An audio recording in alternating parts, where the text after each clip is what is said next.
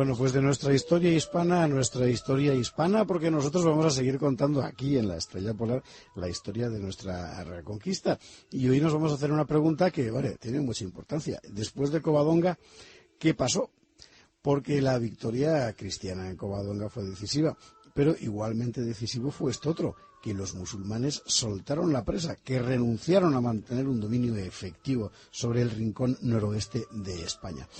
Hombre, a ellos les esperaban otras metas: dominar el rico Valle del Ebro, pasar los Pirineos y penetrar aún más hacia el norte, hasta la Francia carolingia y después, ¿por qué no?, la misma Roma.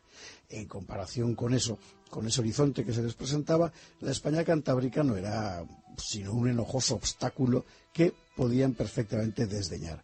Les bastaría, pensaban seguramente los nuevos amos de España, con organizar periódicas expediciones de saqueo para mantener ocupados a aquellos asnos salvajes que, si usted recuerda, es como llamaban los moros a la gente de Covadonga. Y así aquí, entre nosotros, en el pequeño núcleo rebelde asturiano, fue como si la historia se detuviera. Así nos encontramos con un reino cristiano independiente en el norte de España, el reino de Asturias. Pero seamos cabales, llamar reino a esto no deja de ser una exageración.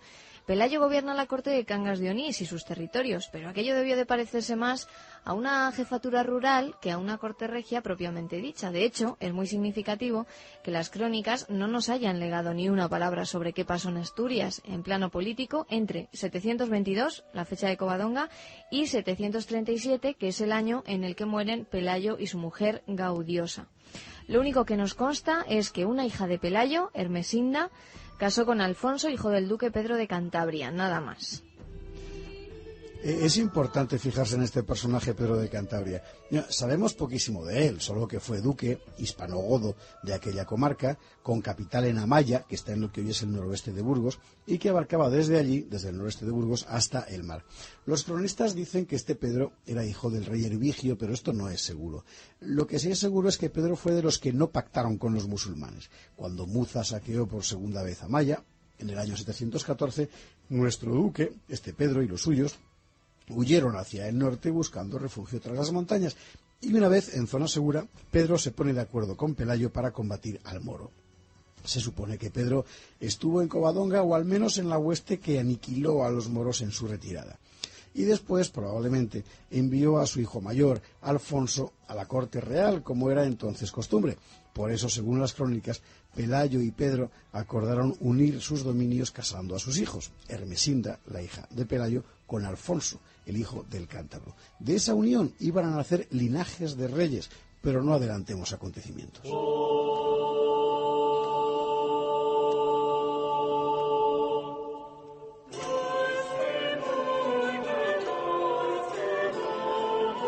Debió de ser un tiempo de enormes cambios sociales, culturales, económicos y, por supuesto, también políticos. Para empezar, lo fundamental, se detuvo el proceso de fragmentación del poder y del territorio que venía observándose desde tiempo atrás.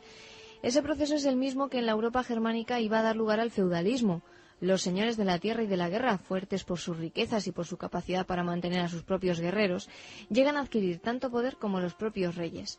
Ese poder feudal se basa en una estructura de familia extensa: el señor, sus parientes, sus clientes, sus vasallos, la gente que está obligada con él y a la que el señor dispensa protección, etc. Todo eso conforma el cimiento del nuevo orden. Y todo eso también había pasado en la España visigoda. El poder se fragmentaba, los últimos reyes tenían que hacer frente a unos nobles cada vez más autónomos. Esto tuvo su influencia, como ya hemos contado aquí, en el hundimiento del reino hispanogodo. Muchos nobles pactaron con los musulmanes por su cuenta y riesgo. El duque Teodomiro lo hizo en Murcia. El conde Casio lo hizo en Aragón, y este no solo pactó, sino que además se islamizó, y de este Casio procede el linaje de los Banu Casi, que fue todopoderoso en el Valle del Ebro durante siglo y medio. Claro, ni Teodomiro ni Casio pidieron permiso para sus pactos a Agila, que era el rey nominal después de la batalla de Guadalete, sencillamente porque aquellos señores ya eran reyes en sus territorios. Pues bien, eso es lo que no pasó en Asturias, y no pasó precisamente por Covadonga.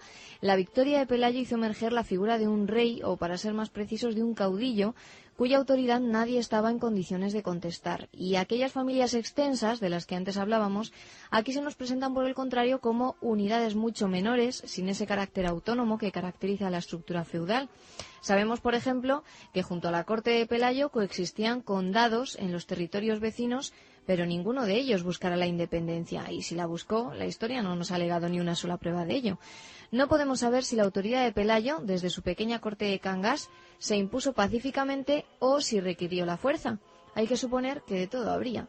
Pero es significativo que un aristócrata tan importante como el duque Pedro de Cantabria, según hemos visto antes, no reclamara para sí la primacía, sino que aceptara el liderazgo de Pelayo. El resto de la aristocracia hispanogoda, así como los jefes tribales de las montañas, tampoco vieron las cosas de distinta manera. Había un enemigo y había una forma de hacerle frente, no hacía falta nada más.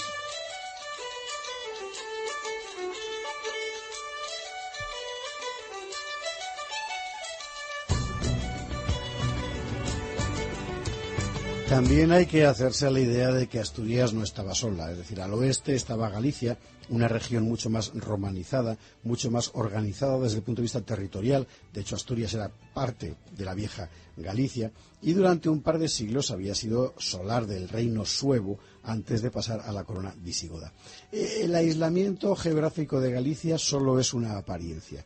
Para la corona goda, como antes para Roma, Galicia debió de ser muy importante, lo suficiente como para que Witiza, asociado por su padre al trono, fuera enviado allí, concretamente a Tui. En Tui, recordemos, es donde Witiza le rompe la cabeza de un bastonazo a Fabila, el padre de Pelayo, al que la tradición hace precisamente duque en Galicia, Fabila. Bueno, y una vez invadida la península por los moros, Muza llegará nada menos que hasta Lugo. ¿Y qué hicieron las tierras gallegas después de Covadonga?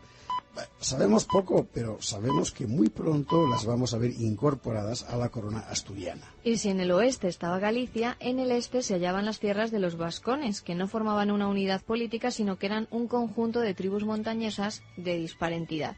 También los vascones se levantaron contra los moros. Sabemos que Muza derrotó a los vascones del Ebro y que sometió Pamplona, pero igualmente sabemos que hubo nuevos levantamientos. Los vascones se levantaron en 723, los aragoneses en 724. Las crónicas dicen que Álava, Vizcaya, Orduña y Carranza no fueron ocupadas por los musulmanes. Hacia el 733 intentó someter a los vascones, sin éxito, Abd al-Malik ben Kata. Después llegaron las huestes de Uqba, que doblegaron a los rebeldes, pero sin ocupar sus territorios, y no tardará en llegar una nueva sublevación.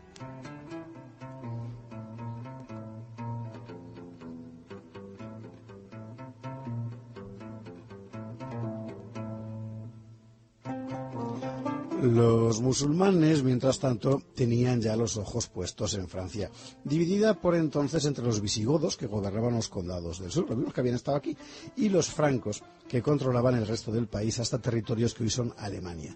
Vamos a recordar que el último rey hispanogodo efectivo, un tal Ardón, que fue elegido porque Agila no estaba ni se lo esperaba, este Ardón se había refugiado en Narbona, en los territorios godos del sur de Francia, para hacer frente a los moros. Bueno, le dieron pal pelo, allí fue derrotado por el valí Al-Sam ibn Malik, que era el gobernador de Córdoba. El dominio de Narbona, de esta ciudad, que todavía hoy existe y que es bellísima, por cierto, era de una enorme importancia estratégica porque permitía a los moros contar con un puerto desde el que abastecer por mar a sus tropas y daba así al Islam el dominio del Mediterráneo occidental. Con esa baza, los musulmanes no perdieron un minuto en organizar las cosas. Enviaron nuevas tropas árabes y bereberes con las que pudieron someter una tras otra a todas las ciudades visigodas del sur de Francia hasta Tolosa, o sea, Toulouse. Miles de refugiados hispanos pasaron entonces al reino de los francos. En Tolosa, sin embargo, tuvo el moro el primer tropiezo, porque el duque Odón de Aquitania, Odón se llamaba el mozo, quebró al ejército de Al-Sab ibn Malik. El propio jefe moro salió tan maltrecho de la batalla que murió a consecuencia de sus heridas. Pero el verdadero desenlace vino después y vale la pena contarlo con algún detalle porque será fundamental para la evolución posterior de los acontecimientos en España. Odón de Aquitania, el godo, se hizo fuerte, pero no solo le amenazaban los moros por el sur, sino también los francos por el norte. Los moros, por un lado, vieron que con Odón no podían, de manera que dirigieron sus rasias hacia otra parte mientras buscaban un acuerdo pacífico con el de Aquitania. El nuevo gobernador moro del lugar, el bereber Uthman ibn Isa, llamado Munuza, como el de Gijón, se casó con una hija de Odón. ¿El asunto estaba resuelto? Pues no, porque la ambición cegó al moro, creyendo tener el alcance de la mano un reino para él solo. Este Munuza se rebela contra el gobernador de Al-Ándalus, Al-Gafiki, y Al-Gafiki, que no estaba dispuesto a tolerar semejantes cosas, forma a toda prisa un gran ejército, entra en Francia y arrasa todo a su paso. Dicen las crónicas que las matanzas de cristianos fueron tan salvajes que solo Dios conoce el número de los muertos. Odón, acobardado, pidió socorro al franco Carlos Martel, y este, previo sometimiento de Odón, aplastó a los moros entre Tours y Poitiers. Al-Gafiki murió en la batalla. Los moros se retiraron al sur de los Pirineos y el franco Carlos se ganó aquí el apodo de Martel, es decir, martillo.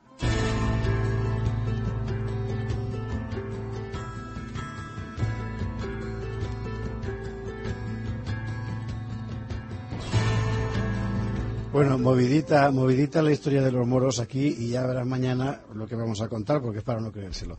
Total. Era el año 732. Las campañas de los francos contra los últimos reductos musulmanes se extendieron durante algunos años más, porque claro, para ellos no era solo echar a los invasores moros, sino que también querían apoderarse de aquella Galia visigoda, aquella parte de Francia que estaba en poder de los godos. Hacia el 736, 4 años después, ya no había moros en la Galia, salvo aquel núcleo de Narbona. Carlos Martel intentó tomarla en 737, pero falló. Pero ese año, 737, pasaba en nuestras Asturias algo importante. Moría don Pelayo. Moría don Pelayo y le heredaba su hijo Fabila, al que, como todo el mundo sabe, mató un oso. Pero esto es otra historia.